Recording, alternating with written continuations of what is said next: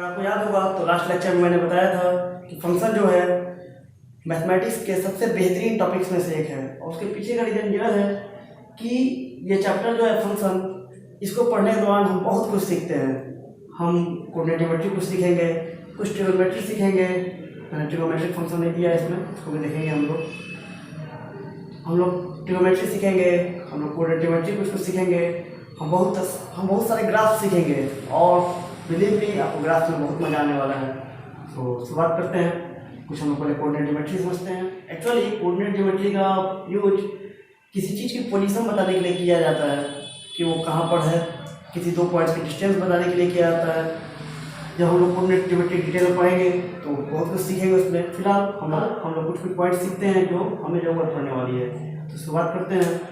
तो coordinate geometry को 2 parts में बांटा गया है। पहला 2D, जिसमें केवल एक्स और वाई एक्सिस होंगे, और दूसरा 3D, जिसमें एक्स वाई के अलावा जेड एक्सिस भी होगा। मतलब ये जेड एक्सिस होगा, गाड़ी इसमें एक्स है वाई है तो ये जेड है। आप इसको 3D फिल कर सकते हैं। एक ऐसे हो गया, एक ऐसे हो गया, और एक ऐसे हो गया। ओके, सो यह 3D। तो मैं आपको 2D के बारे में बताता हूँ, और 3D जस्ट उसी टाइप, और 3D कुछ अलग नहीं है, बस आपको इमेजिन करना है 3 डायमेंशंस में, और 2D या 3D लगभग सेम है। तो स्टार्ट करते हैं हम लोग। तो सपोज कीजिए कि अब मैंने 2 एक्सिस लिया, जो परपेंडिकुलर एक्सिस परपेंडिकुलर है, इसको मैंने एक्स डैश नाम दिया, और इसको वाई डैश। ओके, और जैसे हम नंबर लाइन सिस्टम पढ़ते हैं, ये 0 होता है, 1 होता है, 2 होता है, 3 होता है, -1 -2, इसी तरह हम इसको डिवाइड कर देते हैं। सपोज ये इंटरवल मैंने 1 ले लिया, तो उतने ही इंटरवल के बाद 2 मिलेगा मुझे, उतना ही इंटरवल के बाद 3 मिलेगा, उतना ही इंटरवल के बाद 4 मिलेगा, और 5 मिलेगा। उसी तरह यहाँ पर -1 मिलेगा, यहाँ -2 मिलेगा, -3 मिलेगा, -4 मिलेगा, एंड सो ऑन। वाई में अगर हम क्रिएट करेंगे 90 का एंगल, आप याद रखेंगे इसको। ये 1 हो गया, 2 हो गया। एक चीज ध्यान रखेंगे, जो ये इंटरवल होगा उतना ही इंटरवल इधर भी लेना है हमें। ओके, 3 हो गया, 4 हो गया। आप ये इंटरवल इतना भी ले सकते थे, बट कुछ पॉइंट्स हमें दिखाने हैं और मेरे पास लिमिटेड स्पेस है, इसलिए मैं ये इंटरवल इतना छोटा ले रहा हूँ।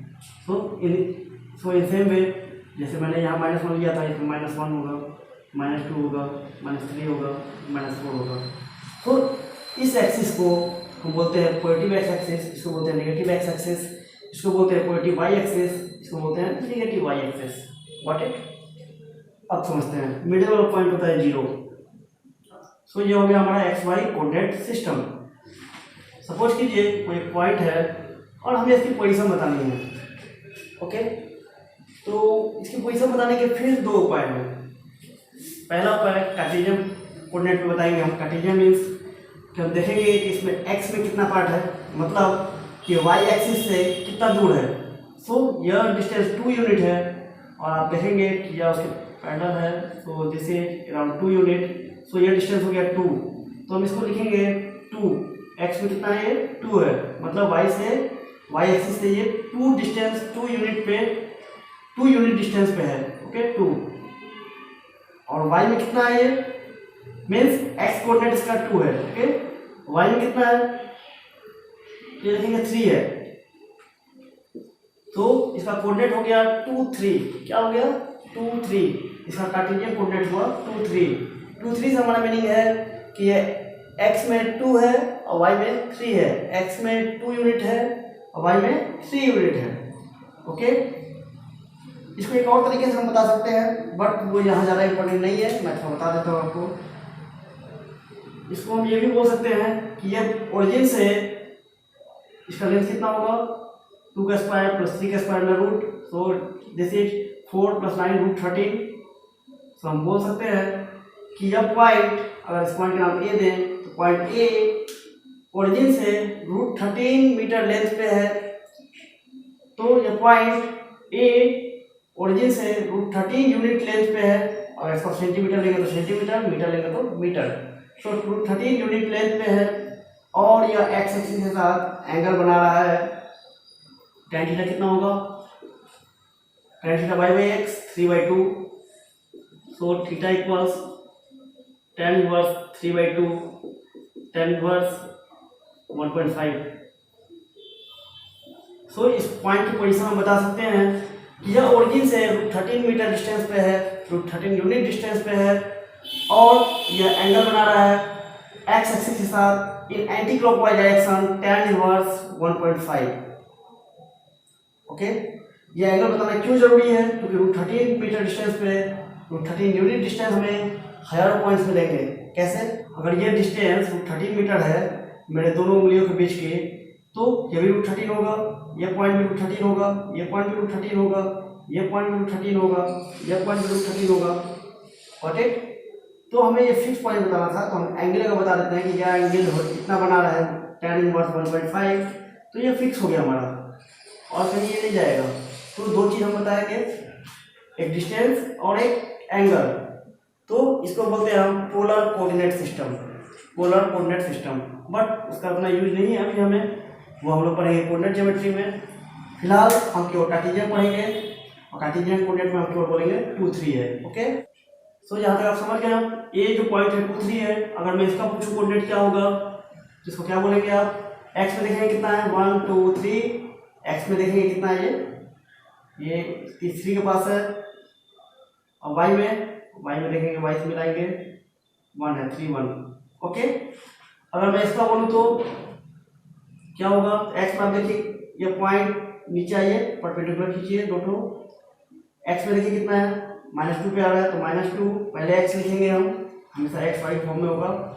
और वाई में कितना है ये 1 है, तो -2 1। ओके, अगर मैं इसका पूछूँ तो यह कितना होगा, तो पहले हम एक्स को लेट लिखेंगे। एक्स में क्या है, कितना है ये, परपेंडिकुलर ड्रॉ करेंगे, परपेंडिकुलर ड्रॉ किया मैंने, 2 परपेंडिकुलर, एक्स से एक परपेंडिकुलर, एक वाई से परपेंडिकुलर। ये कितना है 1 डिस्टेंस है, और ये कितना है -3, सो दिस इज 1 -3।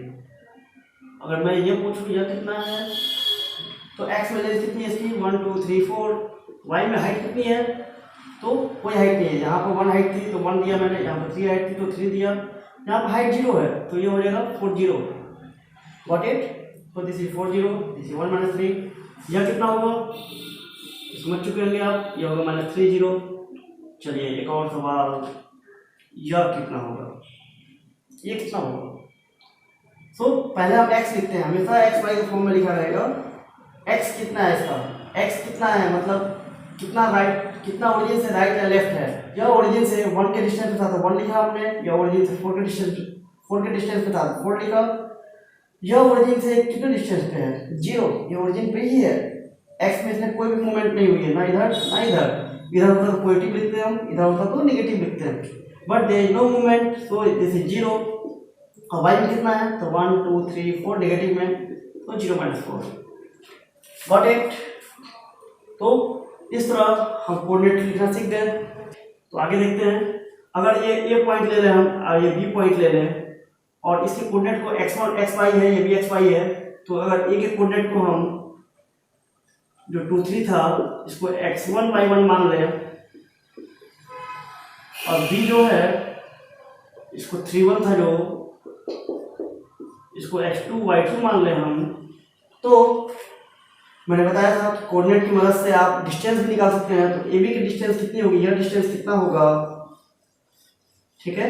अगर ये x1 y1 है, ये x2 y2 है, तो AB की डिस्टेंस होगी √mod ऑफ x1 - x2 का whole square plus y1 - y2 का होल स्क्वायर इन मॉड।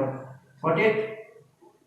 आप मॉड छोड़ सकते हैं, अभी आपको हो सकता है परेशानी हो समझने में, आप इसको सिंपल ब्रैकेट लेके चलिए, कोई दिक्कत नहीं है।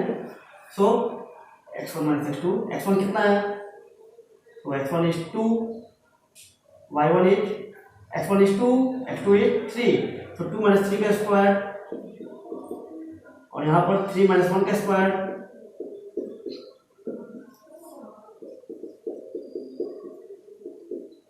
so this is 1, this is 4, this is √5, so this distance is -1 का स्क्वायर 1, 2 का square 4, so this is √5, so ये डिस्टेंस हो गया √5।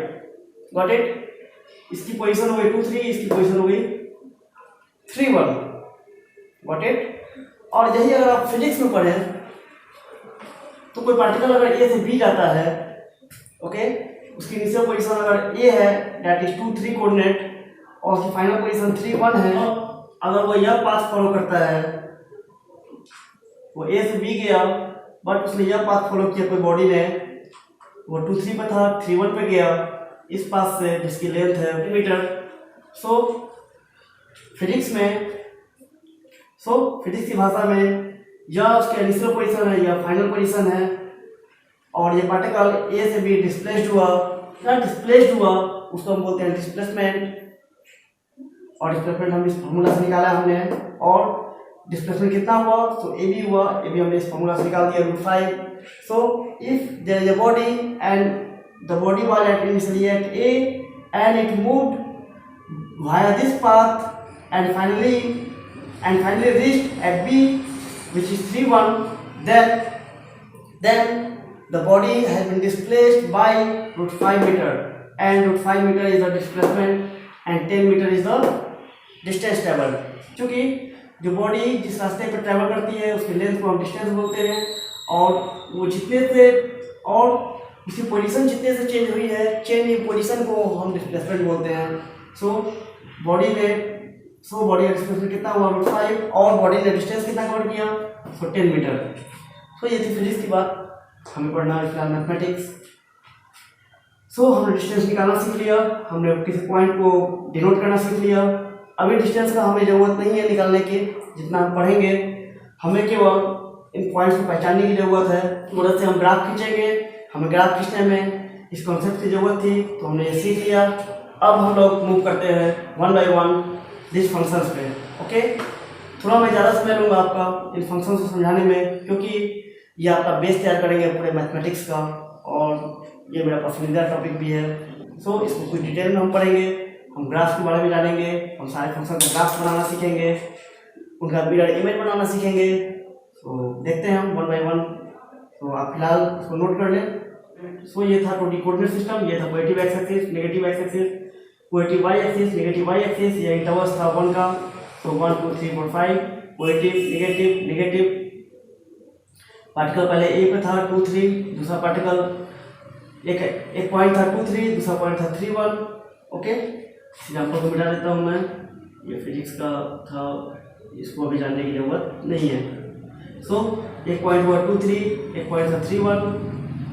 कैसे रिप्रेजेंट किया था हमने, एक्स में देखा था कितना है ये पॉइंट, एक्स में कितना है, तो ये डिस्टेंस है, ये डिस्टेंस 2 था, 2 लिखा। वाई में ये पॉइंट कितना है, तो हमने देखा 3 था तो 3 लिखा।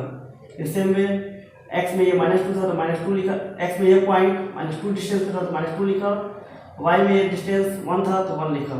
इसी तरह बाकी हमने रिप्रेजेंट किया, जैसे यहाँ 4 था, वाई हाइट 0 थी, कोई हाइट नहीं थी, यहाँ हाइट 1 थी, यहाँ हाइट 3 थी, यहाँ हाइट 0 है, तो हमने इसको 4 0 लिखा। इसी तरह 0 -4 1 -3 -3 0 ये सब थे।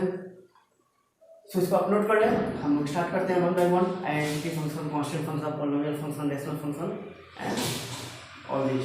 ओके।